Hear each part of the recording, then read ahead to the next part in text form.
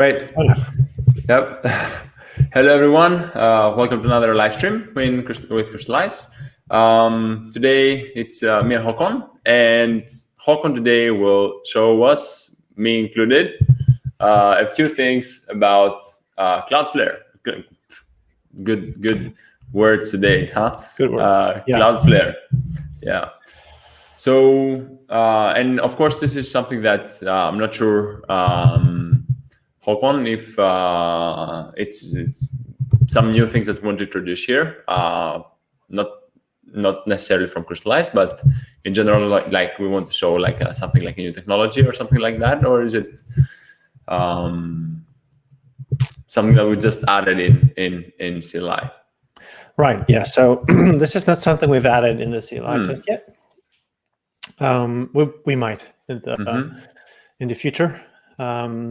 So this stream here will be about exploring the Cloudflare Workers environment and seeing how you could, if you wanted to, and you can today, build your own service API using that instead of Vercel serverless functions or AWS, Amazon Lambdas, for instance. So it's a different deployment environment, basically cloud, let's say, environment. Yeah, and I guess the reason why we haven't enabled it in the CLI just yet is because it's a different environment than your typical Node.js backend environment that we've done boilerplates for in the past. Yeah, but I guess you've worked with it a bit, right?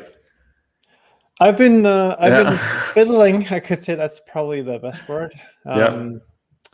It's been great fun. It is. You know what? Let me just share my screen right away. Yeah, go for it. Well, I was wondering what the experience is like working with that. Yeah, let me share what we're like this. The website. Yeah. So Cloudflare Workers, and the reason why we're looking at it, it's simply because it's fast. The promise of Cloudflare Workers is that they are faster than any other serverless single function executions out there. Essentially, promising no cold starts, which is something really cool. Typically with the Lambda, it takes a bit of time to warm up, and which adds unwanted latency to your requests. So Cloudflare Workers promise to solve that by doing the warm-up time in the time you do a TLS handshake, for those of you who are into the protocols. So this is something we wanted to test out in practice. And as you can see from the tiny example here, it's really really simple stuff. You have to do some, in order to get started, you have to register for an account, install a CLI tool called Wrangler just to sort of bootstrap and set up your application. And yeah, you can sort of use pre-made boilerplates from them just to get started, just to see how you would declare your different functions and how the signature looks like. And at the end, you could publish it, and it will end up in some spot. So what I've done is I've done these steps, essentially. I've created a Cloudflare account.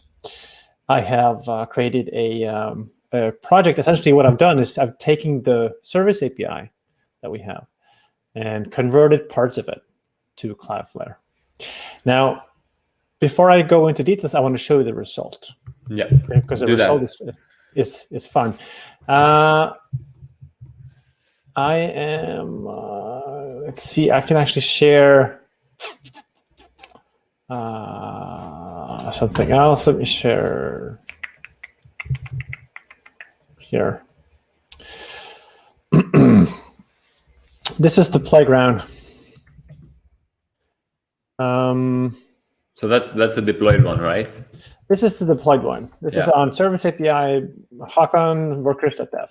not even on it. Okay, maybe we can zoom a bit. I know that I need to remind it every time. Let's do it. Yep. Right. So this is how it runs. As you can see, if I go and inspect the request, I can also zoom in here a bit. You'll see that this request here took 66 milliseconds. Essentially, this is 66 milliseconds from when I clicked the play button until I got the finished response back. So I don't know how long time it took to generate the response within, but it doesn't really matter much. We can compare that to our demo service API, which is running on Vercel. And we can execute the same query, and I can zoom in as well. And now this is a cold, essentially, Lambda that will essentially a cold start Lambda. Yeah, exactly. So what we're seeing here is a bit longer response times. It obviously varies a little bit, but they're usually not as fast as these ones. Oh, wait, now they're it varies a bit.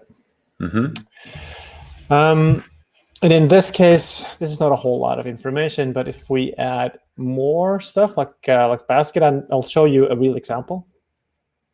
If you add, for instance, want to do validating a basket, passing it crystallized items, which we will do all kinds of backend validation for, the result will be quite different. And let me first of all show you our current boilerplate. You want me to zoom in here? Is it fine? Yeah, I think that's okay. At least the UI. Right. So the boilerplate today, this is the boilerplate itself is hosted on Vercel. This is the Next.js, but the Gatsby and Nuxt boilerplates are equally fast. And the navigation is and everything is really, really snappy. When we get to this add to basket part, this is where we're talking to the service API. And if you notice the time it takes from a click to when it opens, it takes about a second and a half, give or take. If I do it again, it's about the same. Doesn't really change.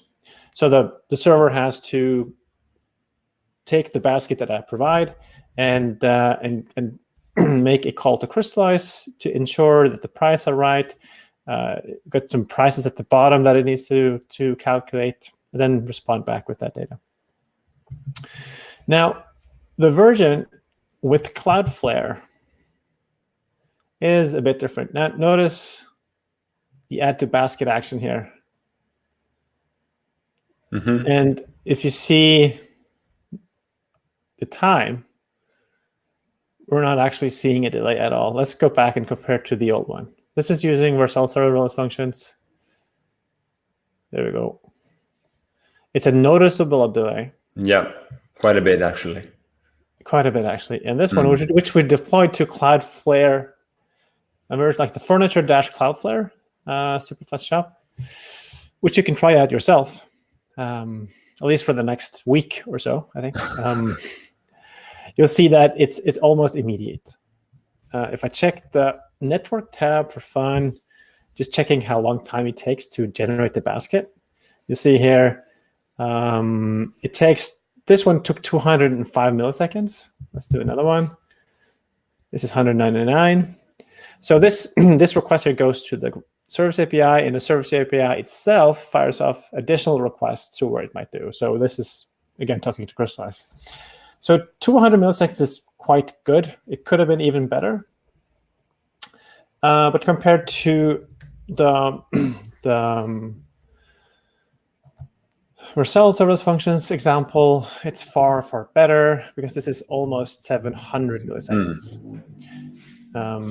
Now, we're talking milliseconds. These are sub-seconds. But still, the user experience of having less than 200 versus almost 700 is a massive difference, which talks to the principles of good user interactions. So if you say within a sorry, like I noticed, like another nice thing that ties up to all the some of the previous talks we had is that now you essentially changed a bit of the backend, essentially without not the front end to notice the difference, let's say, right? Yeah. So that's Exactly. just referencing that it's actually what we've been talking about over the past live streams, that, it's this decoupled way of doing things. Exactly. Yeah. This is a good example of that. Because the only change in the front end is that the version with the Cloudflare, like this front end shop here, it's just pointing to a different service API with the same signature. Nothing else has changed except where it's hosted.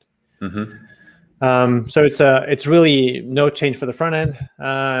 It's only back end related. And so like the nice thing, because I guess that's what got you to Cloudflare is that I will never be able to say that word today, but is that this noticeable difference in speed and response time from the service API.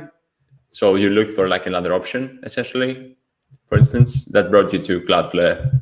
Oh, yeah, damn it.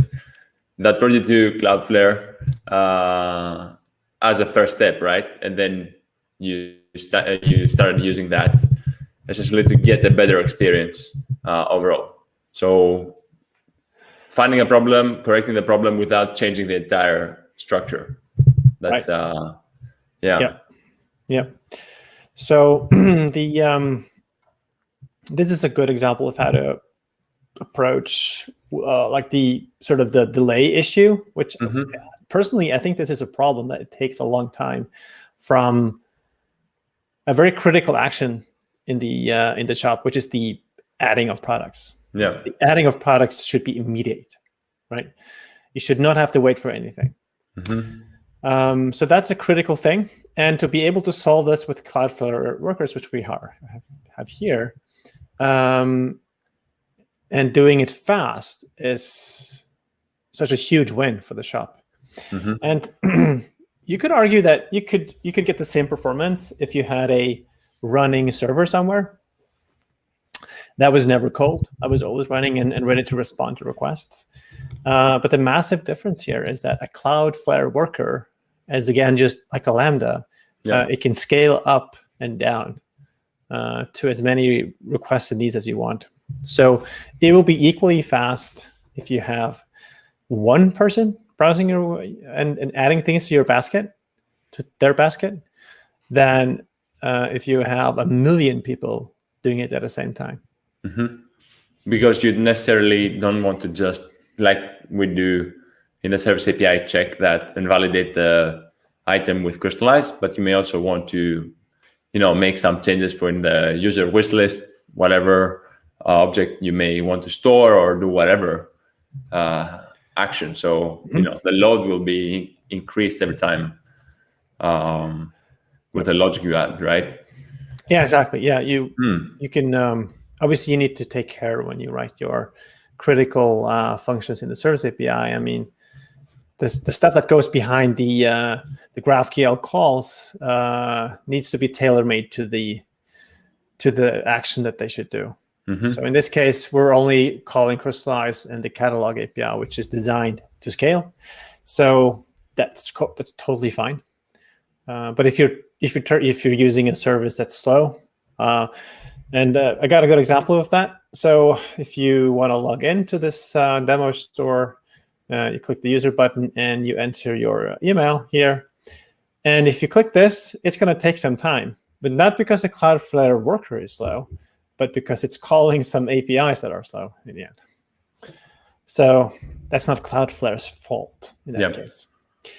So this sort of brings me into the next part we should talk about, because even though this is really fast and you can still do all the things that you want to do with the Service API, connect your services, call any other service, and so on, you don't have that many tools available for you as you do if you're running a full Node.js runtime. So Cloudflare Workers are not a full Node.js runtime.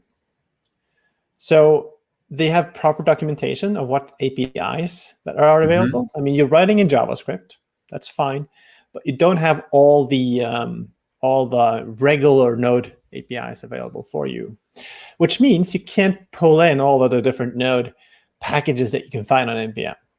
That just doesn't work. For instance, you cannot use the Stripe module, for instance, which they're looking to make a polyfill for. But so let's say that you wanted to pay, checkout. Close this.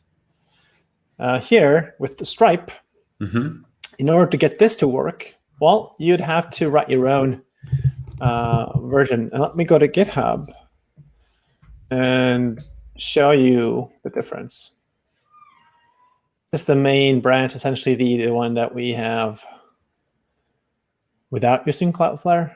And this is how we can do create payment intent with Stripe. I'm going to zoom in. As you can see here, we're getting, oh wait, you're getting client, which means I need to go here. Yeah, this is how we get the Stripe client. We're using the Stripe package, right? This is an NPM package. So you don't really have to worry about that. It's an SDK, so it's got all these nice functions you can call and so forth. So you can't do this with Cloudflare.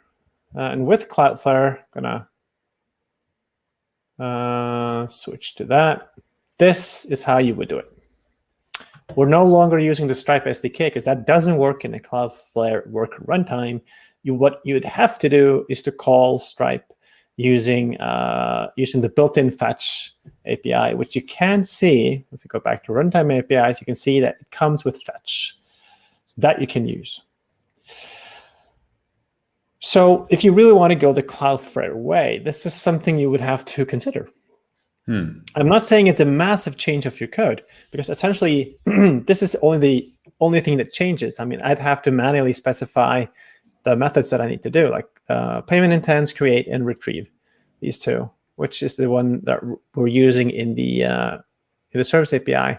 So I'm changing the code here. If I go back to create payment intent, this actually stays the same. There's really no change here. So if I compare this to main, these functions, like this file, is totally the same. That's because I'm mimicking the SDK and redoing these methods, essentially. Yeah.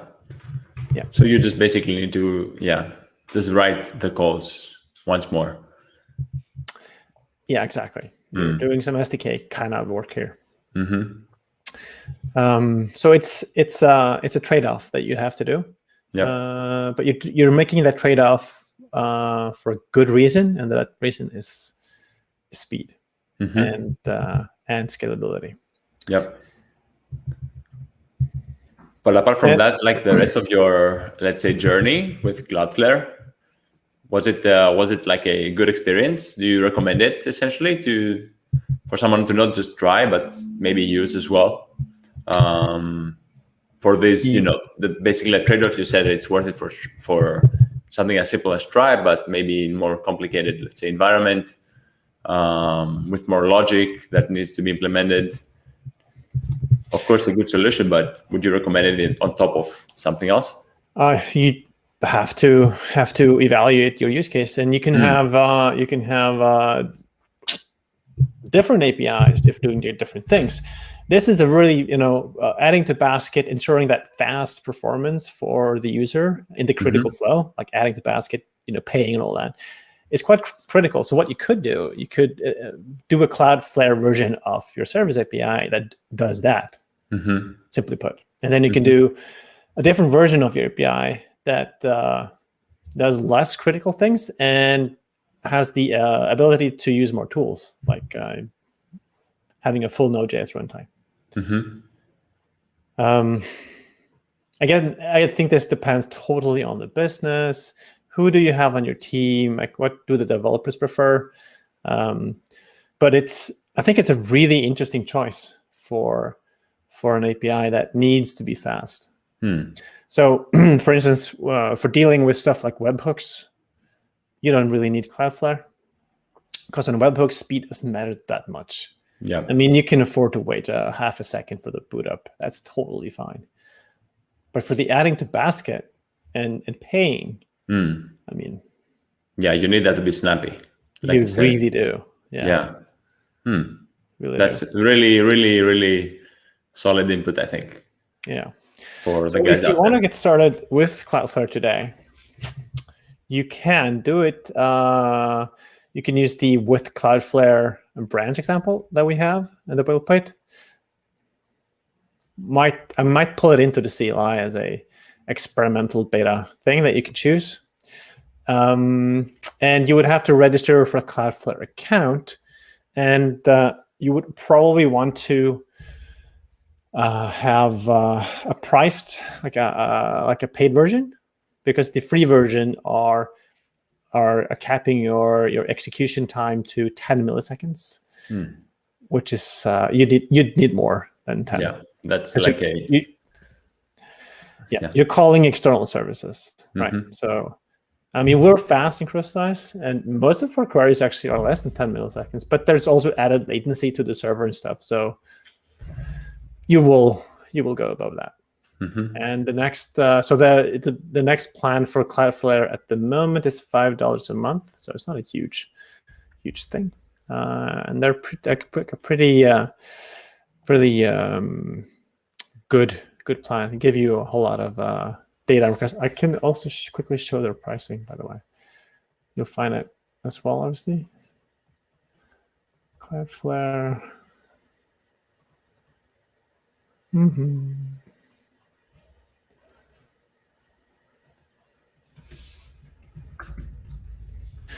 Always search for pricing when I can't find it. Usually in the button. All right, here we go. Yeah, so this is one paid plan. It's up to 50 milliseconds, and you can even have more than that. So I think the version that I'm running right now has up to 30 seconds of CPU time per request. And they have something called the workers key value edge storage, which is something is a really easy way to store values across workers, which is nice as well. But essentially, this is a quite new technology, and if you really are relying on wanting to using SDKs and pre-made tools, you are going to have a rough time. The Cloudflare team is looking to do polyfills for the most popular packages. So stuff like Stripe, for instance, is an obvious candidate.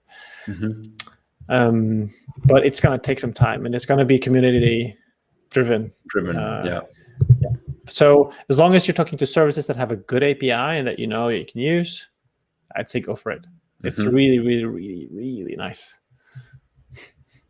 Sounds good. That was you heard the 4 man. wheelies in there. Yeah, that sounds good. That's a lot of relays. Yeah, it's worth it. It's worth it. Oh yeah. Awesome. All right. Thanks for the presentation, Håkon. Super valid and solid input for the. I will not try to say the word again. I will just fail miserably. All right. So for any questions, guys, feel free to reach out in the community or here on YouTube.